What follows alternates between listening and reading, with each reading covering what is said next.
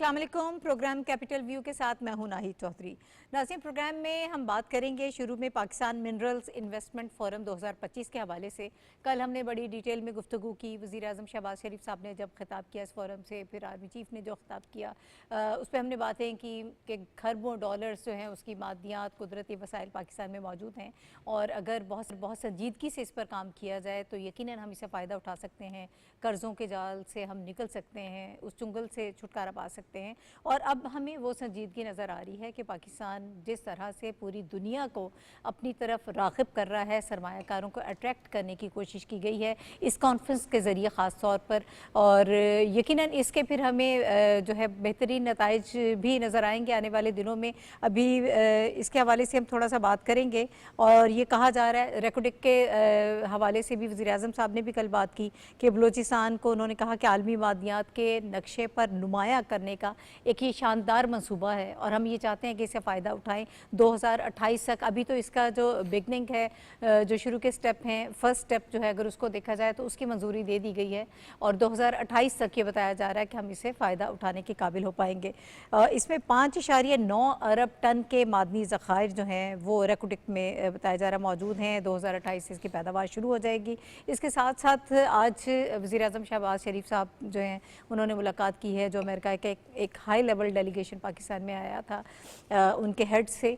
और उसमें भी पाकिस्तान और अमेरिका मिलकर, पाकिस्तान ये चाहता है, खैर सगाली का पैगाम दिया गया है कि हम अमेरिका के साथ मिलकर काम करना चाहते हैं, ताल्लुकात को मज़ीद बेहतर करना चाहते हैं। और ये जो टैरिफ के मामलात हैं ये भी आप सब जानते हैं कि एक पाकिस्तान का एक आला सतह का वफ़द जो है वो अमेरिका जा रहा है ताकि वहाँ पर जाकर इन चीज़ों को, इन मामलात को हल किया जा सके एक अच्छे माहौल में, एक खुशगवार माहौल में। एक बेहतरीन किस्म की सरमायाकारी इस वक्त हमें पाकिस्तान की जानिब से नज़र आ रही है। इसके हवाले से गुफ्तगू होगी प्रोग्राम के फर्स्ट हाफ में। मेरे साथ जो गेस्ट मौजूद हैं उनका इंट्रोडक्शन मैं आपसे करा देती हूँ। हमारे साथ मौजूद हैं इस वक्त रशीद साफ़ी साहब, और हमें इसके अलावा ज्वाइन कर रहे हैं डॉक्टर फ़ारूक आदिल साहब, शनीला अमार साहिबा हमें ज्वाइन कर रही हैं, और इसके लाहौर स्टूडियोज़ में आगा इकरार हारून साहब इस वक्त मेरे साथ मौजूद हैं।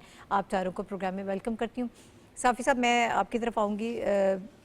हम कल भी गुफ्तगू कर रहे थे कि जो हमारी एक्सपेक्टेशंस थी, क्या वो हमें ये लग रहा है कि इस कॉन्फ्रेंस से वो हमारी एक्सपेक्टेशंस पूरी हो पाएंगी। फिर अगर पाकिस्तान की हम सफारतकारी की बात करते हैं तो ये एक बड़ा ज़बरदस्त किस्म की इसमें हमें कामयाबी नज़र आ रही है हर तरफ से। अगर इस कॉन्फ्रेंस के कॉन्टेक्स्ट में देखा जाए तो एक विन विन सिचुएशन है। अमेरिका के साथ आपके ताल्लुकात, दीगर ममालिक के इन्वेस्टर्स आपकी तरफ आ रहे हैं, आप इसको कैसे देख रहे हैं? शुक्रिया नाहिद। इस बात को तो हम मुसलसल दोहरा रहे हैं कि पाकिस्तान मादनी ख़जानों से माला माल है, लेकिन इस कॉन्फ्रेंस के नतीजे में ये बात सामने आई है कि पाकिस्तान की असल दौलत जो है वो एतमाद है जो आलमी सरमायाकारों ने इस कॉन्फ्रेंस में पाकिस्तान पे किया है। आपने ख़ुद उन मुआहिदों की गर्दान भी की है, हम मुसलसल उसकी जानिब इशारा भी कर रहे हैं। तो मेरी नज़र में ये बहुत बड़ी कामयाबी है कि जो पाकिस्तान वसाइल से माला माल है, अब इन पे जो आलमी सरमायाकारों का एतमाद बहाल हुआ है वो हमारी सबसे बड़ी दौलत है मेरी नज़र में।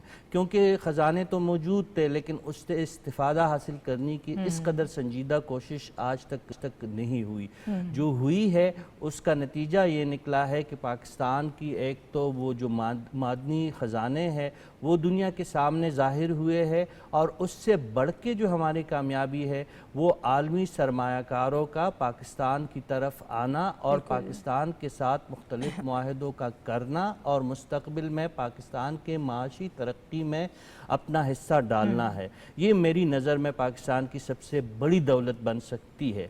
इसके साथ साथ आपने बात की सफारतकारी की, तो मेरी नज़र में ये दुनिया में बेहतरीन माशी सफारतकारी का एक ऐसा मॉडल है जो इससे पहले हमने नहीं देखा था। कम से कम पाकिस्तान की सतह पे हमने नहीं देखा था। कुछ हुकूमतें ऐसी आई थी कि जो अपने तय पे बहुत बड़े प्रोजेक्ट्स, बड़े विजन्स के साथ वो हुकूमतें कायम हुई थी, लेकिन फिर उनके साथ कुछ इदारों का चलन जो था वो ठीक नहीं था, या कुछ इदाराजाती तौर पर जब पाकिस्तान में ऐसी हुकूमती कायम हुई जो कुछ उसमें शख्सी तौर पर कुछ विजनरी लोग मौजूद थे, उन्होंने इदारों के सतह पे बड़ी तरक्की के बड़े बड़े विजन पेश किए, लेकिन वो भी कामयाबी से हमकनार नहीं हुए। क्यों नहीं हुए? कि इदारों में और हुकूमत के बीच में हम आहंगी नहीं थी।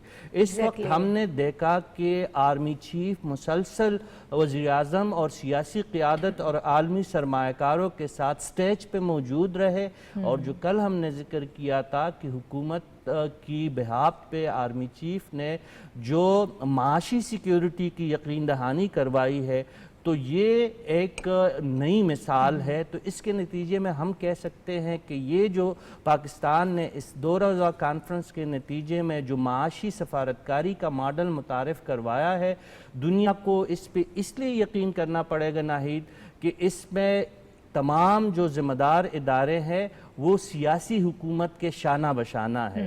तो ये दूसरा पहलू हो गया इसका पूरा जो है।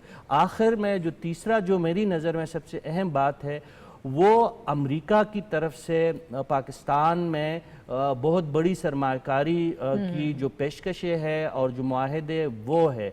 हम ये कह सकते हैं कि पहली दफ़ा अमेरिका ने ये रियलाइज़ किया है कि पाकिस्तान की सरज़मीन सिर्फ दहशतगर्दी और इंतहा पसंदी और हमारे पड़ोस में जो मुसलसल जंग का एक माहौल है उसके लिए उनकी तवज्जो हासिल करने का जो है एक ज़रिया नहीं है, बल्कि यहाँ पे सरमायाकारी भी हो सकती है और माशी तरक्की भी पाकिस्तान के वसाइल को बरूकार लाते हुए की जा सकती है। तो मेरी नज़र में तीन नुकात इंतहाई अहम थे। ठीक है डॉक्टर साहब, अमेरिकन कंपनीज़ जो हैं वो और दीगर ममालिक जो इस कॉन्फ्रेंस में शरीक थे, वो इन्वेस्टर जो हैं पाकिस्तान में जिस दिलचस्पी का इजहार कर रहे हैं, हम ये रिस्पांस जो है वो एक्सपेक्ट कर रहे थे कि ऐसा होना चाहिए, उसमें हमें कामयाबी मिली है कि उसी किस्म की जो वो रिस्पांस जो है वो इस वक्त देखने में आया है। इसको ये समझा जाए कि जब SIFC का प्लेटफॉर्म भी इस वक्त प्रोवाइड कर दिया गया है, फिर हुकूमत दोनों सेम पेज पर ही इकट्ठे मिलकर काम कर रहे हैं, तो एक एतमाद का ऐसा माहौल बन गया है कि जिसकी वजह से लोग ज़्यादा बेहतर तरीके से राग़िब हो सकते हैं और यहाँ पर इन्वेस्टमेंट आ सकती है। जी बिल्कुल नाहिद, ऐसे ही है कि ये अभी अब तफसील से बता दिया गया कि पाकिस्तान के तमाम इदारे पाकिस्तान की तरक्की और इस्तेहकाम और मुआशी इस्तेहकाम के लिए एक पेज पर हैं। एक बात ये हो गई, लेकिन जो बड़ी बात है जो इससे हमें मैसेज मिल रहा है, यानी ये जो 2 रोज़ा कॉन्फ्रेंस है और उसमें लोगों का जो इंटरेस्ट है आलमी बिरादरी का और पाकिस्तान के साथ जो उन्होंने मुआहदे किए हैं, MOUs किए हैं, उनका पैगाम क्या है। उनका पैगाम इस वक्त हमारी सरजमीन पर जो सूरत हाल है उसके ज़िम्न में बहुत अहम है। मसलन क्या कि हमारे बाज़ ख़ित्ते जो हैं वो डिस्टर्ब हैं, जैसे बलूचिस्तान डिस्टर्ब है, जैसे खैबर पख्तूनख्वा के कुछ हिस्से डिस्टर्ब हैं। तो उस वजह से ख़दशा महसूस होता है कि क्या बैनुल-अक़वामी सरमायाकार यहाँ आके इत्मीनान के साथ सरमायाकारी कर सकेंगे, कारोबार कर सकेंगे, खुदाई कर सकेंगे। तो ये एक सवाल था, और ख़ास तौर पर जैसे हमारे यहाँ एक बदकिस्मती से बाज़ मौक़े पर गैर मुल्कियों को निशाना भी बनाया गया, उस वजह से भी मसाइल पैदा हुए। तो ये इस मरहले पर पूरी दुनिया का एतमाद ये ज़ाहिर करता है कि पाकिस्तान में अब अमन का ज़माना आ रहा है, और जो बुरी क़ुव्वतें हैं, जो अमनी फैलाने वाली क़ुव्वतें हैं या टेररिस्ट हैं, वो दम तोड़ रहे हैं। ये इस किस्म का जो यानी जेस्चर मिलता है, वो जेस्चर सिर्फ ये नहीं होता कि कॉन्फ्रेंस हो गई, उसके आगे और पीछे लोग बहुत कुछ देख कर फैसले करते हैं। तो ये देख कर फैसला किया गया है कि पाकिस्तान अब उड़ान की तरफ जा रहा है। ये जो उड़ान पाकिस्तान प्रोग्राम है, आप चाहे उसके साथ आप उसको जोड़ लीजिए कि पाकिस्तान अब परवाज़ कर रहा है अपने खुद एतमादी के साथ अपने खुद इन्हिसारी की तरफ। और पाकिस्तान ने जब एक्सप्लोर कर लिए वो मैदान जिसमें पाकिस्तान अपनी दौलत, अपनी कौम और अपने लोगों के लिए इस्तेमाल कर सकता है, तो फिर दुनिया ने भी आपके साथ हाथ मिलाना शुरू कर दिया। उसमें वो लोग भी शामिल हैं जो आपके बहुत बाएतमाद तरीन लोग हैं, जैसे आप तुर्की है, जैसे आज़रबैजान है, जैसे अरब ममालिक, सऊदी अरब, अमारात वगैरह हैं। और इसके अलावा वो मगरबी ताकतें जो टेक्नोलॉजी के एतबार से आलमी जोग्राफिया में अहमियत रखती हैं, वो भी आपकी तरफ पेशकदमी कर रही हैं और आपके साथ ताउन कर रही हैं। तो ठीक है। इस एतबार से ये पेशकदमी बहुत गैर मामूली है सही है। और पाकिस्तान के अवाम और ख़ास तौर पर सियासी ग्रोहबंदी को इस मरहले पर ज़रा सा ठहर कर ये सोच लेना चाहिए कि क्या हम पाकिस्तान के लिए काम कर रहे हैं। अगर तो हम पाकिस्तान के लिए काम कर रहे हैं तो पाकिस्तान का ये मुस्तकबिल सामने है, नज़र आ रहा है। तो उसके लिए हमें अपने इख्तलाफात को एक कदम पीछे ले जाकर अपने पाकिस्तान की जो इस्तेकाम है मुआशी और जो अमन व अमान है उसको कोई गज़न नहीं पहुँचानी और ठीक है। बाकी सियासत पीछे रह जाएगी। ठीक है शनीला, वज़ीर-ए-आज़म शहबाज शरीफ साहब हर प्लेटफॉर्म पर जाकर ये कोशिश करते रहे हैं कि जिन जिन सेक्टर्स में पाकिस्तान में इन्वेस्टमेंट हो सकती है वो दुनिया को बताएं। उसके बाद एक सबसे बड़ी संजीदा और कामयाब कोशिश हमें ये नज़र आ रही है कि उन्होंने अपने मुल्क में यहाँ पे कॉन्फ्रेंस करवाई है, बाहर से लोगों को इनवाइट किया है और जो मौशी इम्कानात यहाँ पर मौजूद हैं उनको शोकेस किया है। ये कितनी बड़ी कामयाबी है?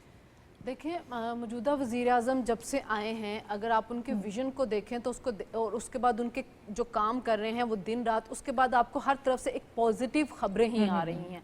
एडीबी ने पाकिस्तान की जो एक पॉजिटिव जो है आउटलुक दे दी है, जो आईएमएफ पाकिस्तान की पॉलिसीज के ऊपर जो है वो ट्रस्ट कर रहे हैं। फिच ने पाकिस्तान की रेटिंग पॉजिटिव कर दी। कल ब्लूमबर्ग ने एक रिपोर्ट जारी की है कि 21 साल के बाद पीआईए ने 2040 में प्रॉफिट में गई है। तो ये वो सारी उनकी कोशिशें हैं जिसकी वजह से पाकिस्तान में एक माशी तौर पे खुशहाली की तरफ जा रहा है। पाकिस्तान की हमें हर रोज अच्छी खबरें नजर आ रही हैं। फिर उनकी सफारतकारी थी, यानी कि जो आपने बात की है कि वो जिस फोरम पे भी गए हैं वो लोगों को दूसरे मुल्कों को राग़िब करते हैं कि आप पाकिस्तान में आएँ और आके यहाँ पे सरमायाकारी करें, यहाँ पे बहुत ज़्यादा अपॉर्चुनिटीज़ हैं आपके लिए। तो वो जो उनकी सफारतकारी थी, जो पहले मुल्क में उन्होंने माशी तौर पे मुल्क में इस्तेहकाम लेके आए हैं और फिर उसके बाद जो सिपा सलार के साथ मिल के सिक्योरिटी के मामला को हल करने की कोशिश की है, उसके बाद जो दुनिया के पास जाके सफारत करते रहे हैं, उस सब का ये नतीजा है कि यहाँ पे इतनी बड़ी कॉन्फ्रेंस हुई है, इतने मुल्कों से लोग यहाँ पे आए हैं, बहुत से एमओयूज और मुआहिदे जो वो साइन हुए हैं। और हम जो माइंस और मिनरल्स हमारे जैसे जिनको कभी हमने इंडस्ट्री बनाने का सोचा ही नहीं था, जो हमारी जीडीपी का से 2 या 3% कंट्रीब्यूट कर रहे थे जीडीपी में, अब उसको एक इंडस्ट्री बनाने का सोचा जा रहा है कि उसके जरिए हमने मुल्क के अंदर रेवेन्यू जनरेट करना है, उसके जरिए हमने अपने ज़र मुबादला के ज़हायर मुस्तहकम करने, उसके जरिए हमने एम्प्लॉयमेंट जनरेट करनी है और अपने जो जिस सूबे के अंदर वो निकलेगा उस सूबे को फायदा पहुंचा के उनके लोगों को माशी तौर पर हमने मुस्तहकम करके वहाँ के लोगों की महरूमियों को, जो लोकल कम्युनिटी है वो भी उससे फायदा उठाए, खास तौर पर नौजवानों को रोजगार फराहम किया जाए। ओवरऑल ये बड़ी ज़बरदस्त चीज़ है और पाकिस्तान में हमने कल भी ये बात की थी, पहली दफ़ा इतनी संजीदगी हमें नज़र आ रही है कि इस डायरेक्शन में काम होना ज़रूरी है और एक हम आहंगी के साथ आगे बढ़ना जो फ्रेमवर्क इस वक्त हमें नज़र आ रहा है, यकीनन हम मुस्तकबिल में उम्मीद करते हैं इसमें कामयाबी ही होगी। अभी मुझे एक ब्रेक लेना है और ब्रेक के बाद हम वापस आएंगे तो लाहौर आगा इकरार हारून साहब हमारे साथ मौजूद हैं, उनका रुख करेंगे और इसी पर मैं उनका कमेंट चाहूँगी, लेकिन एक ब्रेक के बाद।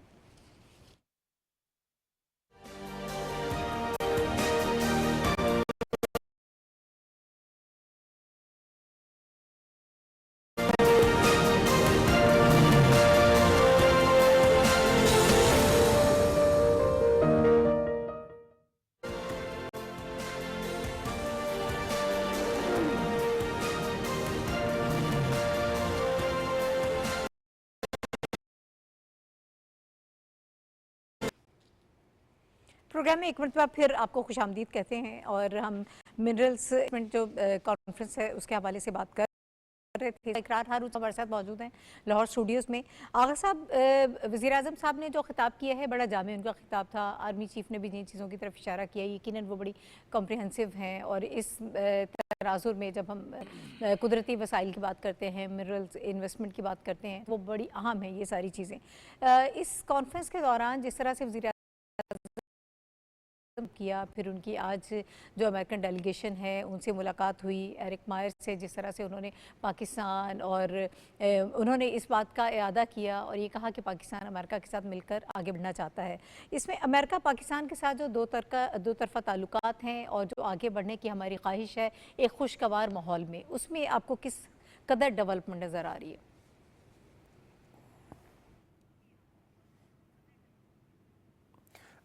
बहुत शुक्रिया नाहिद। बात यह है कि अगर आप पाकिस्तान और अमेरिकन रिलेशनशिप की बात करते हैं तो ये हमारे रिलेशनशिप भी टाइम एंड टेस्टेड हैं।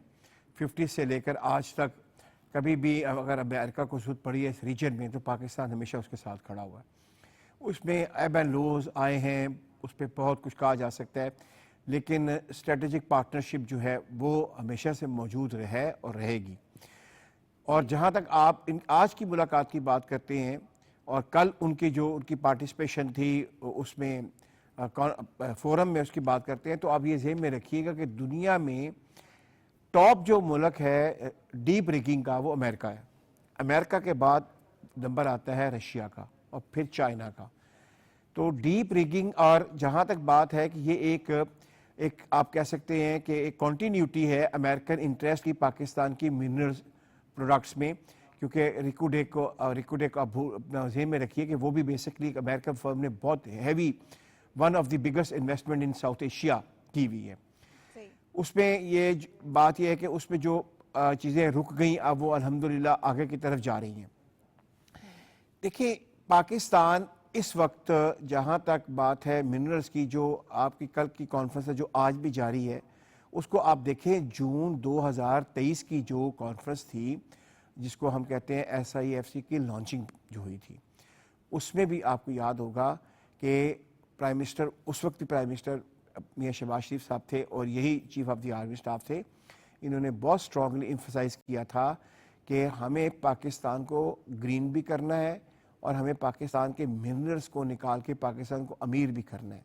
और आपने कल स्पीच आपने सुनी होगी चीफ की कि उन्होंने हमसे शेयर किया है कि ओवर 65 जो स्टूडेंट्स हैं, बच्चे हैं जवान बलूचिस्तान के, वो ऑलरेडी मिनरल्स डेवलपमेंट में या जियोलॉजी में इस वक्त दुनिया में बाहर ज़ैम्बिया में और यानी कि एक और अफ्रीकन कंट्री में पढ़ रहे हैं, तरबियत हासिल कर रहे हैं। ज़ैम्बिया की वो इसलिए आपको बात कर रहे हैं कि जो कॉपर बेल्ट है बहुत बड़ा प्रोजेक्ट है चाइना का ज़ैम्बिया के अंदर, तो वो बेसिकली वो भी डीप माइनिंग है और वहाँ पे हमारे बच्चे जो हैं वो जाके तरबियत ले रहे हैं।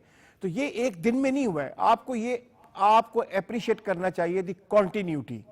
ये फ़ायदा होता है पॉलिटिकल कॉन्टीन्यूटी का या एडमिनिस्ट्रेटिव कॉन्टीन्यूटी का, कि जो एक टीम अप हुए थे 2023 में chief of the army staff और दी देन प्राइम मिनिस्टर पाकिस्तान, जो आज भी अल्हम्दुलिल्लाह पाकिस्तान के प्राइम मिनिस्टर है, ये आपको उसके रिजल्ट्स नजर आना शुरू हुए हैं। और आप देखें कल दुनिया की शायद ही कोई इंपॉर्टेंट कंपनी थी जो डीप माइनिंग में इन्वॉल्व है और कल वो इस्लामाबाद में मौजूद नहीं थी या आज मौजूद नहीं है। ये बहुत बड़ा ब्रेक थ्रू है। हमारा मीडिया इसको उस तरह प्रमोट नहीं कर रहा है। I thank you to Pakistan television corporation कि उन्होंने कल भी इसके ऊपर बात की और आज भी हम बात कर रहे हैं। भाईजान ये पाकिस्तान की तारीख नहीं बल्कि साउथ एशिया की तारीख की सबसे बड़ी कॉन्फ्रेंस है, फोरम है डीप माइनिंग का और मिनरल्स का, और इससे ज्यादा बड़ा गाला पहले साउथ में रीचेक किया है मैंने और मैं फुल रिस्पॉन्सिबिलिटी बता रहा हूं कि साउथ एशिया में इससे बड़ा मिनरल गाला नहीं हुआ है कभी। तो that credit goes to the prime minister of Pakistan and the chief of the army staff. दोनों ने ज्वाइंटली होकर मिलकर कोलैबोरेट करके ये अचीवमेंट ली है। ठीक है, बहुत शुक्रिया इकरार साहब इस हवाले से गुफ्तगू कर रहे थे। और यकीनन इसमें कोई दो राय नहीं है, ये जो कॉन्फ्रेंस हुई है पाकिस्तान में, ये हम ये चाहते हैं कि ख़ित्ते में पाकिस्तान को कुदरती वसाइल के हवाले से एक हब बना दिया जाए और अब एतमाद भी बहाल हो रहा है, बैरूनी सरमायाकार पाकिस्तान में आ रहे हैं। ये इस ज़िम्न में एक बड़ी अहम कोशिश थी जो इस वक्त बहुत कामयाब हमें नज़र आई है। कुछ और भी मौज़ूआत हैं जिस पर हमें बात करनी है, ज़रा सियासत के हवाले से देख लेंगे। मौशी इस्तेहकाम उसी वक्त आता है जब सियासी इस्तेहकाम आपको मुल्क में नज़र आए। कुछ अरसे से कोशिशें तो बहुत की जा रही हैं, लेकिन इस वक्त कंपैरेटिवली अगर देखा जाए हमें किसी न किसी हद तक सियासी इस्तेहकाम नज़र आ रहा है। पाकिस्तान तहरीक इंसाफ जिनका बयानिया मुख्तलिफ है और पाकिस्तान की मौशी जो हालात हैं उनके हवाले से भी एक बड़ी मुख्तलिफ और नेगेटिव अप्रोच उनकी रही है, लेकिन इस वक्त हम ये देख रहे हैं कि जब मौशी इस्तेहकाम नज़र आ रहा है तो उसके पीछे वाज़ेह तौर पर चूँकि पाकिस्तान तहरीक इंसाफ ख़ुद अब अपने अंदर तकसीम दर तकसीम के अमल से गुजर रही है और वहाँ पर जो मामलात हैं बहुत तज़ादात हमें नज़र आ रहे हैं, वहाँ इंतशार की सियासत नज़र आ रही है, तो इसलिए ज़रा हमें ओवरऑल जो है वो सियासी इस्तेहकाम नज़र आ रहा है। ज़रा पाकिस्तान तहरीक इंसाफ की इसी सियासत के हवाले से गुफ्तगू गुफ्तगू होगी। उनके जो मुख्तलिफ रहनुमा हैं उनके मुख्तलिफ बयानात सामने आ रहे हैं। शेर अफजल मरवत कुछ कह रहे हैं, अली अमीन गंडापुर कुछ और कहते हैं, और जो दीगर उनके रहनुमा हैं उनका बयानिया कुछ और है। इसके हवाले से बात करेंगे। बार बार हुकूमत जो है वो मुज़ाकरात की बात करती है, मुज़ाकरात की दावत देती है, लेकिन अभी तक पाकिस्तान तहरीक इंसाफ की जानिब से कोई वाज़ेह लाइहा अमल हमें नज़र नहीं आ रहा। इस हवाले से साफ़ी साहब आपकी क्या राय है इसके ऊपर?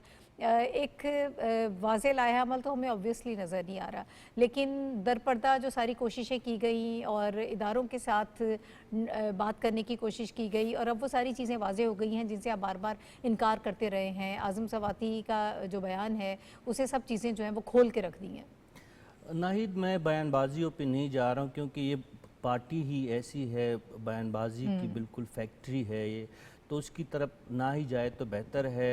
तहरीक इंसाफ की बदकिस्मती है कि इस वक्त वो एक ऐसी सर्कस में तब्दील हो गई है जिसकी जो उसूलों से ज़्यादा उनकी जो बाजीगिरी है वो प्रोपेगंडे पे मबनी है।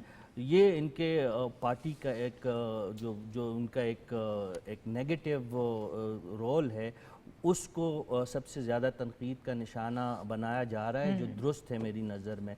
क्योंकि अगर आप एक जानिब इदारों पे तनकीद कर रहे हैं और दूसरी तरफ आपकी शदीद ख्वाहिश है कि मुज़ाकरात भी हो, तो मेरे ख़्याल में आप फिर सियासत नहीं कर रहे, आप अपने कुछ अंदरूनी उलझनों का शिकार है। अंदरूनी किसी जाल में ये पार्टी फंस चुकी है जिससे उनको निकलने का कोई रास्ता नहीं सूझ रहा। जिस पार्टी की बुनियाद ही इदारों पे तनकीद और अवाम और खुसूसन नौजवानों को रियासत के ख़िलाफ़ भड़काने का एक मुसलसल रवैया रहा हो, ये जो है रियासती इदारों को अपना नज़्म नस्क बरकरार रखने के लिए सबसे बड़ा चैलेंज होता है।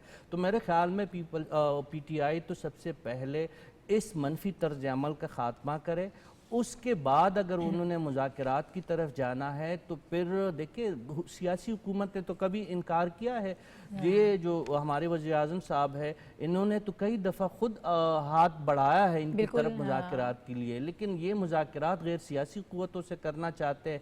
फिर वो गैर सियासी क़ुव्वतें भी इनके लिए जब इनकी दाल नहीं गलती, इनके लिए वो भी काबिल ताज़ीर हो जाते हैं, उनके साथ फिर ये लोग बात नहीं करते।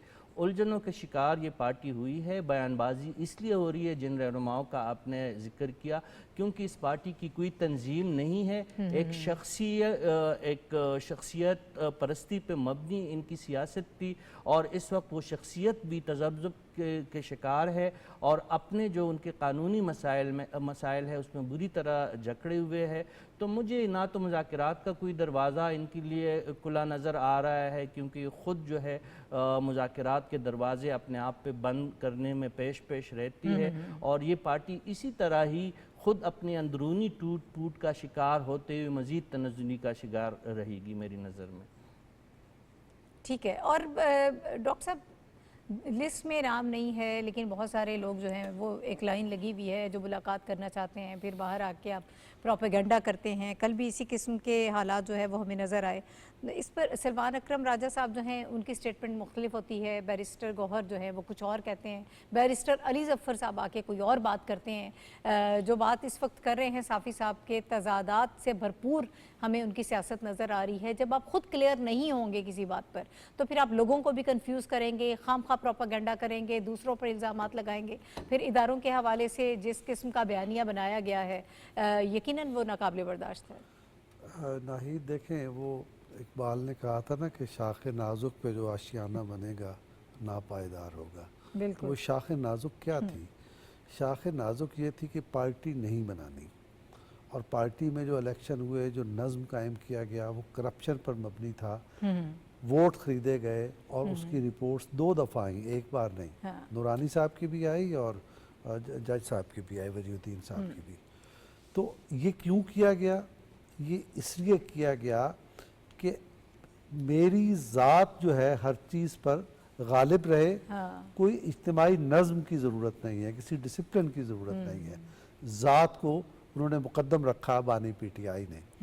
ये उसी का शाखसाना है कि जब आप कोई निज़ाम कायम नहीं करते और अपनी ज़ात को अपने मफादात की खातिर सबसे आगे रखते हैं तो उसके नतीजे में ये सरफुटअव्वल होती है, जिसका आपने जिक्र किया कि अली ज़फ़र कुछ कह रहे हैं, बैरिस्टर गौहर कुछ कह रहे हैं और राजा साहब कुछ और कह रहे हैं। और सिर्फ इतना नहीं है, इसके अलावा भी हैं, बैरिस्टर साहब कुछ कहते हैं, वज़ीर आला खैबर पख्तूनख्वा कुछ कहते हैं, और इसके अलावा मरवत हैं, पता नहीं बहुत सारे नाम हैं। यानी इस कदर यानी ये खिचड़ी पकी है कि किसी एक का भी कोई रंग गालिब नहीं है। तो ये है उस तर्ज अमल का नतीजा। मैं आपकी तवज्जो एक और मामले की तरफ दिलाना चाहता हूँ, वो ये कि बैरिस्टर सैफ का आज मीडिया में बयान मौजूद है जिस पर उन्होंने ये कहा, अच्छा उसमें कोई रेफरेंस नहीं है कि क्यों कह रहे हैं, लेकिन उसने ये कहा कि हम अपने सूबाई इख्तियारात वफाक को क्यों दें, इसलिए कि हम वफाकी हुकूमत को तस्लीम नहीं करते। ये क्या कह रहे हैं और किस मौके पर कह रहे हैं? ये उस मौके पर कह रहे हैं जब पाकिस्तान में एक इंटरनेशनल इवेंट हुआ, मिनरल समिट हुई और दुनिया यहाँ इन्वेस्टमेंट करने आ रही है, और चूंकि माइनिंग का शोबा सूबों का है, बिल्कुल तो इस मरहले पर उन्होंने ये शक व शुबा पैदा करने की कोशिश की। मेरी नज़र में ये स्टेटमेंट जो है ये बगावत है, और इसको पाकिस्तान की जुडिशरी को, पाकिस्तान के दीगर इदारों को संजीदगी से इसका जायजा लेना चाहिए कि ये क्या कर रहे हैं। एक सूबे में हुकूमत में बैठकर आप ये कह रहे हैं कि हम वफाक की हुकूमत को नहीं मानते। अगर वफाक की हुकूमत को नहीं मानते तो फिर आप सारे सिस्टम में शरीक क्यों हैं? फिर आप मुख्तलिफ इजलासों में क्यों आते हैं? फिर आप वफाक की दी हुई यानी वफाक से क्यों फंड्स मांगते हैं, जी हमने फलां फंड दे दें और फलां फंड दे दें। मीठा मीठा हाथ और कड़वा कड़वा थू। और पाकि ये बिल्कुल वैसी हरकत है जैसी वो जो शौकत तरीन ने की थी IMF के साथ डील के मौके पर कि दो सूबों के पंजाब और खैबर पख्तूनख्वा के वज़राए ख़जाना से ये कहा कि तुम इस मौके पर गड़बड़ करो ताकि ये डील नाकाम हो जाए। तो इस मरहले पर बैरिस्टर साहब वही कर रहे हैं जो इससे पहले शौकत तरीन ने किया था। उस पर मुकदमा कायम हो गया था, मुझे नहीं मालूम उस मुकदमे की प्रोसीडिंग कहाँ तक पहुंची, लेकिन ये ऐसा केस है जिस पर आर्टिकल 6 लगता है और उस पर आपको केस करना होगा और इसे अंजाम तक पहुंचाना होगा, वरना कल कला और शरअंगेज लोग इस किस्म की बात करेंगे। तो ये PTI का ये चेहरा लोगों के सामने लाने की जरूरत है। ठीक है, इस हवाले से मज़ीद गुफ्तगू अभी हमारी है, लेकिन एक मुख्तसर सा ब्रेक मुझे लेना है, उसके बाद वापस आते हैं।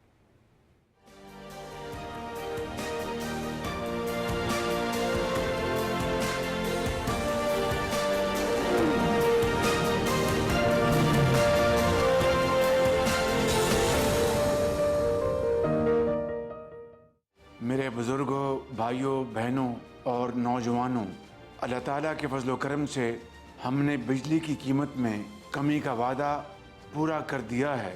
घरेलू सार्फिन के लिए 7 रुपये 41 पैसे फ़ी यूनिट बिजली सस्ती कर दी गई है और सनती सार्फिन के लिए बिजली की कीमत में 7 रुपये 69 पैसे फ़ी यूनिट कमी कर दी गई है।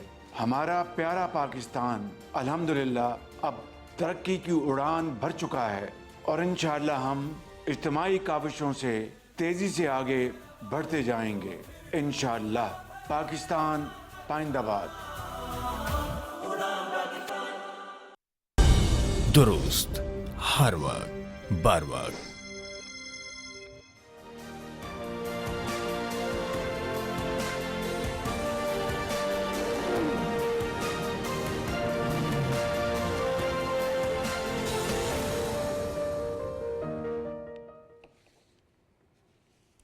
प्रोग्राम में एक मरतबा फिर आपको खुशामदीद कहते हैं और इस वक्त ज़रा सियासी सूरत हाल के हवाले से हम गुफ्तगू कर रहे थे और पाकिस्तान तहरीक इंसाफ का जो किरदार हमेशा से हमें नज़र आया है, आता रहा है, उसके हवाले से गुफ्तगू कर रहे हैं। पार्टी के अंदर इस वक्त कितनी तकसीम है और मुख्तलिफ बयानात सामने आ रहे हैं, चीज़ें जो हैं वो नॉर्मल नहीं है, इंतशार बढ़ता जा रहा है। कुछ लोग तो बल्कि ये भी कह रहे थे कि ईद के बाद एक फॉरवर्ड ब्लॉक भी हमें नज़र आ सकता है।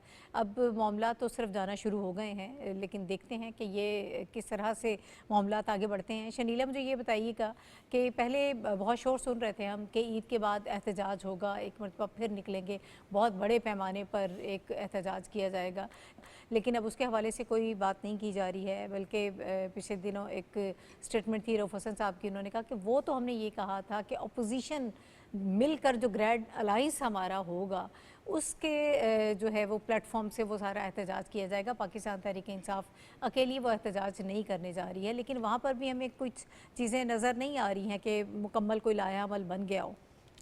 बात ये नाहिद के ये पार्टी जो है ना, इसकी पॉलिसीज़ के अंदर कन्फ्यूजन है। कन्फ्यूजन क्यों है? क्योंकि इनके बानी पीटीआई की पॉलिसीज़ के अंदर कन्फ्यूजन है। तो वही कन्फ्यूजन जो होती है ना, पूरी पार्टी के अंदर ना ट्रिकल डाउन उसका इफेक्ट जा रहा होता है, क्योंकि वहाँ पे कोई क्लैरिटी नहीं। वहाँ पे एक दिन आके तो धमकियाँ दी जाती हैं, तड़ियाँ लगाई जाती है, और दूसरी दफ़ा कह दिया जाता है कि नहीं जी हम तो मुज़ाकरात करने के लिए तैयार हैं। कभी कहा जाता है कि जी मैं इस्टेब्लिशमेंट के साथ मुज़ाकरात के दरवाजे बंद कर दिए हैं, दूसरी दफ़ा कहा जाता है मैंने हुकूमत से बात नहीं करनी, मैंने सिर्फ इस्टेब्लिशमेंट के साथ जो है बात करनी है।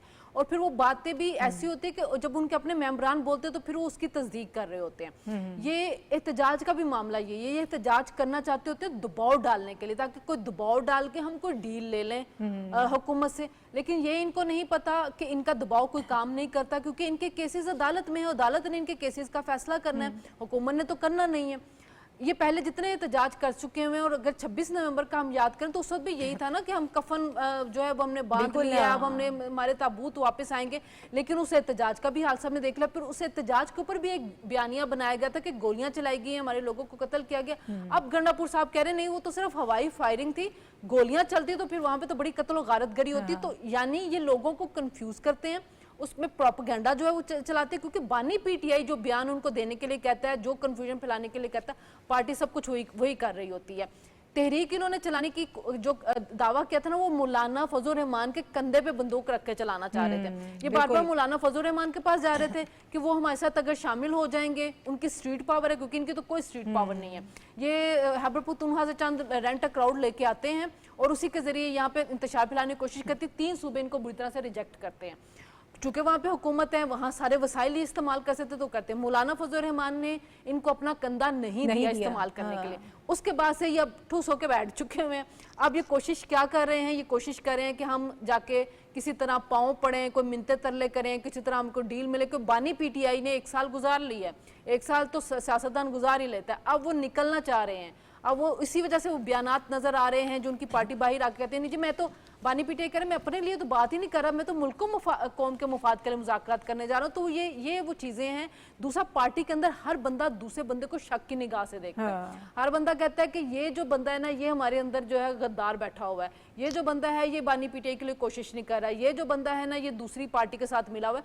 तो उस वजह से जो पार्टी है ना वो चूचू का मुरब्बा बनी हुई है, एतमाद का फुकदान है, कोई उनकी पॉलिसियों में तसलसल नहीं है, बयानात में तसलसल नहीं, ये सब इसी वजह से नजर आता है। ठीक है इकरार साहब, इदारों के खिलाफ जो मनफी प्रोपेगेंडा और एक मजमूम जो उसमें मुहिम हमें नज़र आ रही है, अब घेरा तंग होने जा रहा है, इसको आप किस तरह से देख रहे हैं? ज़राए के मुताबिक JIT ने PTI रहनुमाओं को पेशी के मुताबिक नोटिस भेजे थे, वो नहीं उसमें गए, आज पेश नहीं हुए। अब ये बताया जा रहा है कि 20 रहनुमाओं के वारंट गिरफ्तारी जो है वो अब जारी करने का फैसला किया गया है। इस डेवलपमेंट को कैसे देख रहे हैं आप?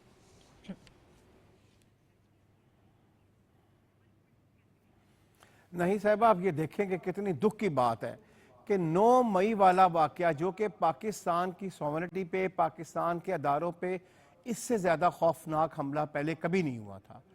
इस वाक़े को भी अब 2 साल गुजर चुके हैं और हम इंतज़ार कर रहे हैं कि सज़ावारों को सज़ा दी जाए। ये आप यहाँ से अंदाज़ा लगा लेना कि 2 साल कुछ छोटा अरसा होते हैं। ये मई में हम एंटर होने वाले हैं अनकरीब। तो घेरा अल्लाह करे तंग हो उनके बारे में जिन्होंने ये सब कुछ किया हुआ है। अभी तो घेरा ही घेरा है, तंग नहीं हो रहा है। ठीक है, वो कहीं ना कहीं से उनको एक रिलीफ मिल जाता है। अब कोर्ट्स भी आपके सामने है, 2 साल से कोर्ट्स में अब आके जज साहब ने कहा है कि जी इनफ इज इनफ, ये आप ख़त्म करें, ये डिलेस करना और तारीख पे तारीख लेना। और उन्होंने कहा कि मैं विद इन वीक आप ये इसको अपना मामले को ख़त्म करेंगे हम। शुक्र है, लेकिन 2 साल गुजर गए। आप जो बातें कर रहे थे तो दोस्त, मुझे 1 मिनट दीजिएगा। ये जो आप कह रहे थे कि वो जो अपना जेल है और उडियाला जेल के बाहर लोग होते हैं, वो अंदर से पैगाम आता है और फिर होता है। एक मुझे एक 35 साल पुराना एक ड्रामा याद आ गया, पंजाबी का एक स्टेज ड्रामा था। बिल्कुल मुझे लगता है कि पीटीआई की हालत वही है। वो बेसिकली वो ड्रामा था कि अंदर एक पीर साहब बैठे होते हैं और एक बंदा उन्होंने बाहर रखा होता है। वो बाहर जो लोग बाहर जो उनके मानने वाले बैठे होते हैं, फॉलोअर्स बैठे होते हैं, वो बंदा बीच में खड़ा होता है। वो अंदर कमरे में देख कर कहता है पीर साहब हंस पे, पीर साहब हंस पे। वो सब लोग हंसना शुरू कर देते हैं। फिर थोड़ी देर बाद कहता है पीर साहब रो पे, पीर साहब रो पे। सब रोना शुरू कर देते हैं। एक आदमी उनसे पूछता है कि पीर साहब हंसने और रोने के अलावा कोई तवीज भी देते हैं आपके? नहीं। उन्होंने कहा जी वो वेले मुक गए। तो अब पीटीआई के पास राय कुछ नहीं है। अब वो सिर्फ हंस सकती है, रो सकती है, रो सकती है, हंस सकती है। बीच में उन्होंने एक बंदा रखा हुआ जो बताता है कि पीर साहब हंस पे, वो सब हंसना शुरू कर देते हैं। This is what the PTI is today and it had been. हर कल्ट का आखिर में यही इंजाम होता है। ठीक है, बहुत शुक्रिया। आगा इकरार साहब हमारे साथ मौजूद थे। और एक और बड़ा अहम मौजू है जिसके हवाले से हमें गुफ्तगू करनी है। बलूचिस्तान के हवाले से अक्सर हम उसके जो मसाइल हैं गुफ्तगू करते हैं कि किस तरह से इन मसाइल का हल होगा। ये जो समिट हुई है यकीनन ये भी एक अहम कोशिश है कि बलूचिस्तान के लोगों को रोज़गार फ़राहम किया जाए, लोगों को इंगेज किया जाए, वहाँ की लोकल कम्यूनिटी जो है वो इन कुदरती वसाइल से फ़ायदा उठाए। उसके साथ साथ एक बड़ी डेवलपमेंट ये हुई है कि आज साबिक़ वज़ीर-ए-आज़म नवाज़ शरीफ साहब से डॉक्टर अब्दुल मालिक बलोच साहब जो हैं साबिक़ वज़ीर आला भी रहे हैं, बलूचिस्तान की नेशनल पार्टी के सरबराह हैं, उनकी मुलाकात हुई है। वो जाती उम्रा तशरीफ़ ले गए अपने एक वफ़द के साथ, वहाँ बड़ी खुशगवार उनकी मुलाकात हुई।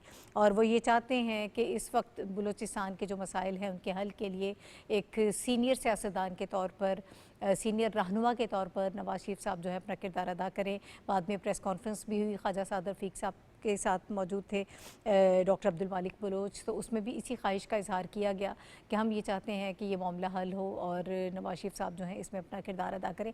ये कितनी अहम मुलाकात है और आगे हमें कुछ कौमी मुफाहमत सियासी हम नज़र आती है। बलूचिस्तान के माहौल की अगर बात करें तो इस पर क्या इम्पैक्ट होगा इस मुलाकात का? साफ़ी साहब आप इसको कैसे देख रहे हैं, कितनी अहम ये मुलाकात है और साबिक़ वज़ीर-ए-आज़म नवाज़ शरीफ साहब अपना रोल किस तरह से अदा कर सकते हैं इन मामलात में?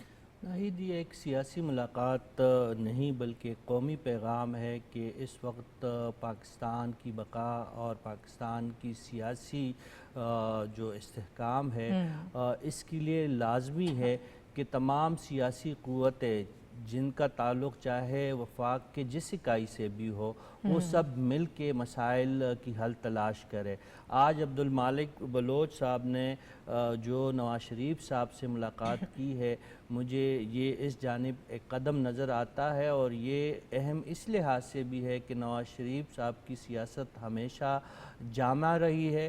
वफाक के तमाम इकाइयों को साथ लेकर चलने की उनकी सियासत रही है। इसलिए अब्दुल मालिक बलोच साहब जो है एक नुमाइंदा वफ़द के लिए को साथ लेके उन नवाज़ शरीफ साहब के पास गए हैं और नवाज़ शरीफ साहब ने भी इनकार नहीं किया है। उन्होंने कौमी मुफाहमत में और सियासी जमूद को ख़त्म करने में अपना किरदार अदा करने की यकीन दहानी करवाई है। और नवाज़ शरीफ साहब ने ये यकीन दहानी इसलिए करवाई है कि वफाक की चाहे जो भी इकाई हो, चाहे वो बलूचिस्तान हो, चाहे पंजाब हो, चाहे सिंध हो, चाहे खैबर पख्तूनख्वा हो, जब इनकी सोच मजमूई सियासी दायरे में शामिल होती है तो इसके नतीजे में रियासत मजबूत होती है, इसके नतीजे में जमहूरियत मजबूत होती है। तो मेरी नज़र में ये मुलाकात बहुत अहम है। बलूचिस्तान की जो हालात है इस मुलाकात के नतीजे में उम्मीद की जा सकती है कि वहाँ पे जो सियासी बेचैनी है उसमें काफ़ी बेहतरी आएगी। ठीक है, डॉक्टर साहब आपकी क्या राय है सर? देखिए, ये मुलाकात दो तरफ़ा ख्वाहिश के तहत हुई है, मेरी मालूमात है। ओके।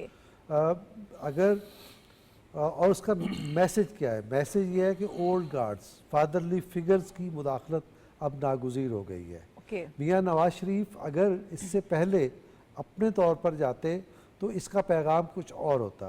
और डॉक्टर अब्दुल मालिक बलोच की मुलाकात के बाद मियाँ नवाज शरीफ साहब जो एक्टिविटी करेंगे उसका पैगाम कुछ और होगा। इसका मतलब ये है कि सूबा मियाँ नवाज शरीफ की तरफ देख रहा है और मियाँ नवाज शरीफ एक बुज़ुर्ग सियासतदान के तौर पर, एक मुदब्बिर के तौर पर उन चीज़ों को एड्रेस कर सकते हैं जो अभी तक एड्रेस नहीं हो सकी। तो इस एतबार से ये मुलाकात बड़ी खुश आइंद है।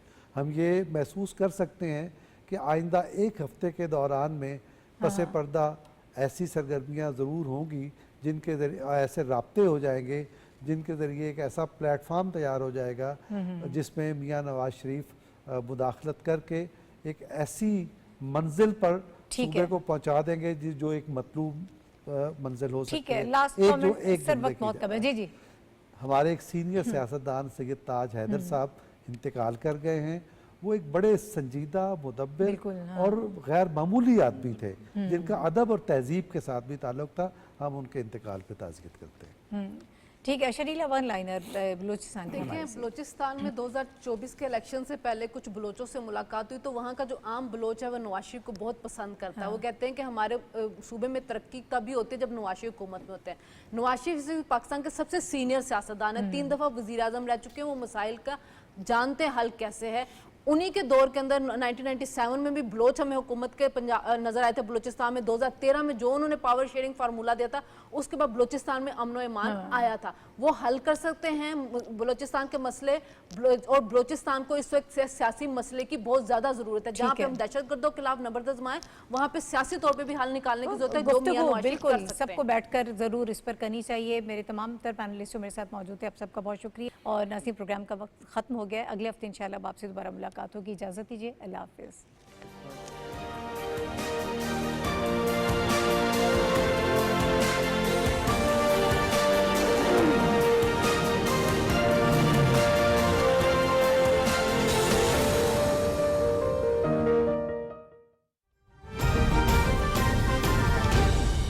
दुरुस्त हर वक्त बार वक्त।